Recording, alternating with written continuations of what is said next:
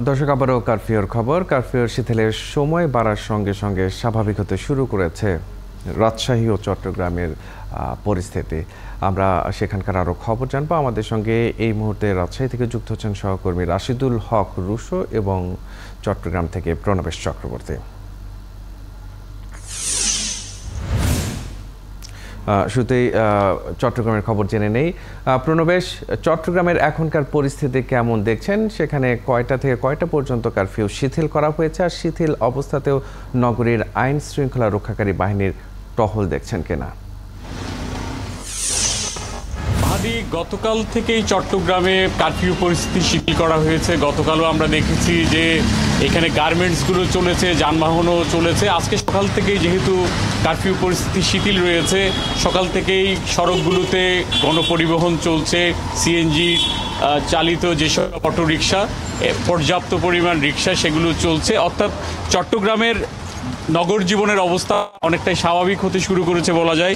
আর কারফিউকালীন সময়ে সবচেয়ে বেশি কষ্টের মধ্যে ছিল নিম্ন আয়ের মানুষ, সাধারণ মানুষ। তারা বের হতে পারে নাই, কাজ ছিল না। আজকে যেহেতু শিথিল করা হয়েছে, সকাল থেকেই আমরা দেখতে পাচ্ছি যে নিম্ন আয়ের মানুষ তারা রাস্তায় বেরিয়েছেন কাজের সন্ধানে, এবং অনেকটাই স্বস্তির ভাব ফিরে এসছে। আর সকাল থেকে গার্মেন্টসগুলো চালু থাকায় প্রচুর পরিমাণ গার্মেন্টস শ্রমিককে আমরা দেখেছি গণপরিবহনে করে তাদের কর্মস্থলে যেতে। এবং যেহেতু গণপরিবহনও চলছে, যারা দূর দূরান্তের যাত্রী, অফিস যাত্রী, তারা অফিসে যাচ্ছেন। তো সব মিলিয়ে চট্টগ্রামের পরিস্থিতি অনেকটাই স্বাভাবিক বলা যায়। আর আজকে জেলা উপজেলাগুলোতেও গণপরিবহন চলাচল শুরু করেছে। ঢাকা চট্টগ্রামে কালকে থেকেই পরিবহন চলা শুরু হয়েছিল, তো যদিও সেটি অনেক কম মাত্রায় ছিল, আজকে থেকে সেটি আরও অনেক বেশি মাত্রায় চলাচল শুরু করেছে। অর্থাৎ যেহেতু ঢাকা চট্টগ্রাম মহাসড়কটি বলা যায় দেশের মূল একটা হাইওয়ে, যেখান দিয়ে পণ্য পরিবহন হয় চট্টগ্রাম বন্দর থেকে, ফলে সেটিও স্বাভাবিক হওয়ায় দেশের বিভিন্ন অঞ্চলে পণ্য পরিবহন ব্যবস্থাটা স্বাভাবিক হবে বলে সবাই মনে করছেন। তো চট্টগ্রামের ব্যবসা বাণিজ্য আস্তে আস্তে প্রাণ ফিরতে শুরু করেছে। গার্মেন্টস এবং বিভিন্ন কলকারখানাগুলো খুলে দেয়, সেগুলো তো প্রাণ চাঞ্চল্যও ফিরে আসছে আস্তে আস্তে। সব মিলিয়ে মানুষ অনেকটাই স্বস্তির নিঃশ্বাস ফেলছেন বলা যায়। আর চট্টগ্রামের উপজেলাগুলোতে বিভিন্ন সময়ে আমরা দেখতে পেয়েছি যে এখানে নাশকতার সৃষ্টি করার একটা চেষ্টা ছিল। তো পুলিশ সুপার আমাদেরকে বলেছেন 17টা থানায় 11টা মামলা হয়েছে, সেখানে 3 শতাধিক যারা নাশকতা এবং বিভিন্ন সন্ত্রাসী কার্যক্রমের সাথে যুক্ত ছিল, ধ্বংসাত্মক কার্যক্রমে যুক্ত ছিল, তাদেরকে গ্রেপ্তার করা হয়েছে। এই অভিযান অব্যাহত থাকবে বলে তারা জানিয়েছেন। এবং তারা পুলিশের পক্ষ থেকে আমাদেরকে জানানো হয়েছে, এমন তথ্য তারা পেয়েছেন যেখানে তারা বিভিন্ন মাধ্যমে যোগাযোগ করে এইসব ধ্বংসাত্মক কার্যক্রম চালানোর জন্য যে কথা বলছিল, সেগুলোর প্রমাণও তারা পেয়েছেন। আবার চট্টগ্রাম থেকেও বিভিন্ন সময় ঢাকায় তারা কিছু অবস্থান করছিল বলেও প্রমাণ মিলছে। তো সব মিলিয়ে তাদের বিরুদ্ধে যে অভিযান সেটি অব্যাহত থাকবে।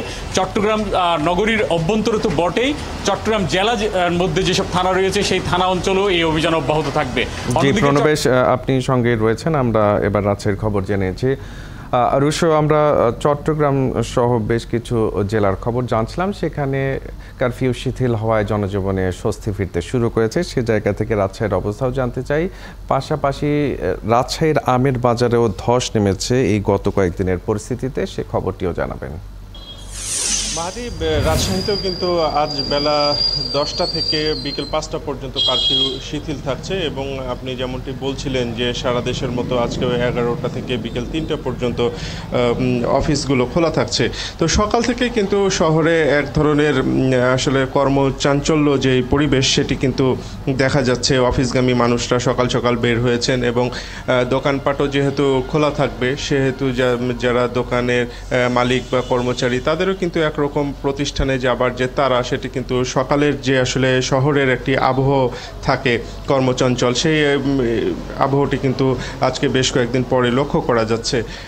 এই কারফিউকে কেন্দ্র করে সাধারণ মানুষ আসলে এক ধরনের তাদের যারা বিশেষ করে দিন আনে দিন খায়, এই ধরনের মানুষ কিন্তু বেশ বিপাকেই পড়েছিলেন। তাদেরও ভেতরে কিছুটা স্বস্তি আজকে কিছুটা লক্ষ্য করা যাচ্ছে সকাল সকাল, কারণ সকালে অনেক মানুষ বের হয়েছেন কাজের জন্য, তাদেরও আসলে কাজের ব্যবস্থা হচ্ছে।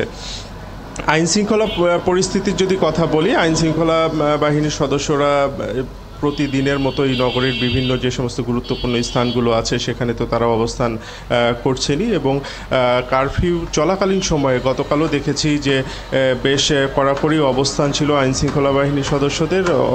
অযথা যারা বের হয়েছেন তাদেরকে কিন্তু প্রায় প্রতিটি মানুষকেই যারা মূল সড়কগুলো দিয়ে গেছেন আইনশৃঙ্খলা বাহিনীর জিজ্ঞাসাবাদের মধ্য দিয়ে তাদের যেতে হয়েছে। তবে যারা যথাযথ কারণ দেখিয়েছেন বা জরুরি পরিষেবার সাথে যারা যুক্ত তারা স্বাচ্ছন্দ্যে চলাফেরা করতে পেরেছেন।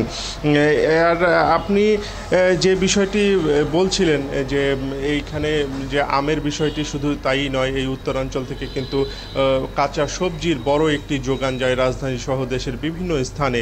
এই যে যানবাহনগুলো বন্ধ থাকার কারণে কিন্তু এখানেও এই যে পণ্য আনা নেওয়ার বিষয়টি এটিও কিন্তু সমস্যা হয়েছে। কৃষক যেই পণ্যগুলো আপনি জানেন যে কাঁচা পণ্যগুলো এগুলো কিন্তু দ্রুত পচনশীল পণ্য, তো সেগুলো যদি যথাসময়ে পরিবহনের ব্যবস্থা না থাকে বা বিপণনের ব্যবস্থা না থাকে তাহলে কিন্তু সেগুলো পচে গিয়ে কৃষকের একটা ক্ষতির সংখ্যাও কিন্তু তৈরি হয়েছে।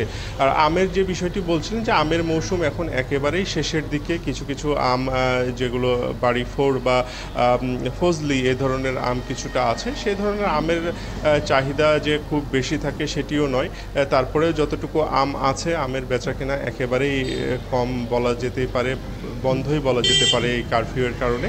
তবে আজকে থেকে যেহেতু পরিবেশ কিছুটা স্বাভাবিক হচ্ছে, যান চলাচলগুলো স্বাভাবিক হয়ে গেলে সেটিও তারা কিছুটা উতরে উঠতে পারবেন এমনটি কিন্তু আশা করা হচ্ছে। জি, আপনাকে অসংখ্য ধন্যবাদ।